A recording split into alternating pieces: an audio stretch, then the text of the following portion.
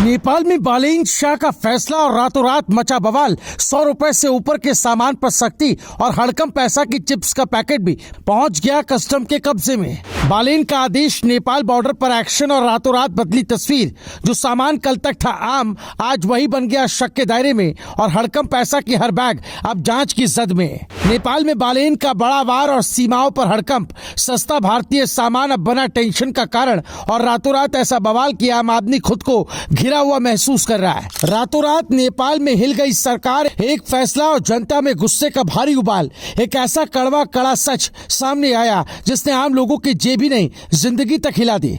कहानी शुरू होती है बालेंद्र शाह यानी बालेन शाह की सरकार से, जो सत्ता में आते एक फैसले के साथ सामने आई जिसने सीमा पार की आदत को अपराध जैसा बना दिया। सोचिए, जो लोग सालों से भारत से सस्ता सामान लाकर अपना घर चला रहे थे, जिनके लिए दवाइयां, किराना, बर्तन, यहाँ तक कि शादी ब्याह का सामान भी भारत से आता था, अब वही लोग अचानक कस्टम ड्यूटी के शिकंजे में आ गए। नया नियम साफ है, 100 नेपाली रुपए से ज्यादा का कोई भी सामान लाओगे तो टैक्स देना होगा। और ये टैक्स कोई मामूली नहीं, 5% से लेकर 80% तक, यानी सस्ता खरीदो महंगा भरो। यही नहीं, हालात इतने सख्त हो चुके कि नेपालगंज में एक महिला के बच्चों के लिए लाए गए चिप्स के पैकेट तक जब्त करने की नौबत आ गई। एक छोटा सा पैकेट, लेकिन बड़ा सवाल, क्या अब रोजमर्रा की जरूरतें भी गैर कानूनी हो गई हैं? यही सवाल अब सड़कों पर गूंज रहा है। वीरगंज से लेकर काठमांडू तक लोग सड़कों पर उतर आए हैं। प्रदर्शनकारी कह रहे हैं, जन्म से लेकर मृत्यु तक हर रस्म के लिए हम भारत पर निर्भर हैं। यहाँ तक कि खाद भी समय पर नहीं मिलती। और अब ये नियम, ये तो अघोषित नाकेबंदी जैसा है। सोचिए, जहाँ सीमा खुली है लेकिन जेब बंद हो गई है, जहाँ रिश्ते मजबूत हैं लेकिन व्यापार टूट रहा है। यही वजह है कि सोशल मीडिया पर वायरल हो रहे वीडियो अब सरकार की परेशानी बनते जा रहे हैं। कहीं कस्टम अधिकारी और आम जनता के बीच बहस, तो कहीं जब्ती की कार्रवाई पर आक्रोश। लोग सवाल कर रहे हैं, अगर भारतीय सामान नेपाल की दुकानों में खुलेआम बिक रहा है तो फिर सीमा पार से लाने वाले आम नागरिक की क्यों निशाने पर है?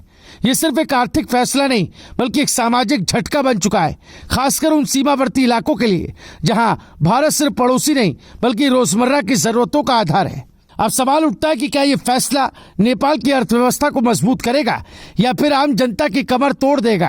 क्या सरकार घरेलू बाजार को बचाना चाहती है या फिर अनजाने में अपने ही नागरिकों को संकट में डाल रही है? और सबसे बड़ा सवाल, क्या ये सख्ती रिश्तों पर भी असर डालेगी जो दशकों से बिना किसी दीवार के चले आ रहे थे?